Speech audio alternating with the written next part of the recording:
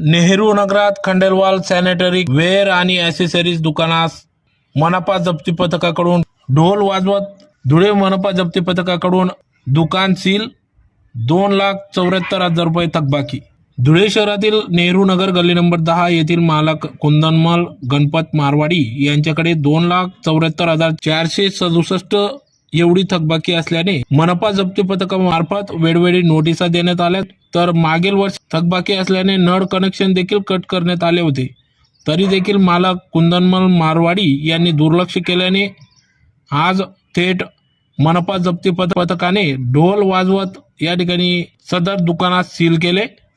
तर मनपा आयुक्त अमिता दगडे पाटील यांनी ढोल वाजवून कारवाईचे आदेश दिले असून कोटी रुपयांची थकबाकी असल्याने मनपा आयुक्त अमिता दगडे पाटील यांनी थकबाकीदारांच्या दारावर ढोल वाजवत वसुली करावी असे आदेश दिले असून त्यानुसार आज नेहरू नगरात ही सदर कारवाई करण्यात आली. येथील मालकाच्या गोडाऊनला सील करण्यात आले.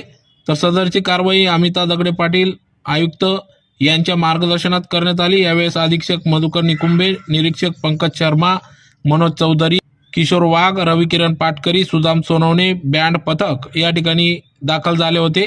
ज्या कोणी थकबाकीदारांची थकबाकी असेल त्यांनी लवकरात लवकर भरावी, अन्यथा आपल्या दारावर ढोल वाजवून वसूल केली जाईल असा इशारा मनपा प्रशासनाच्या वतीने देण्यात आला आहे.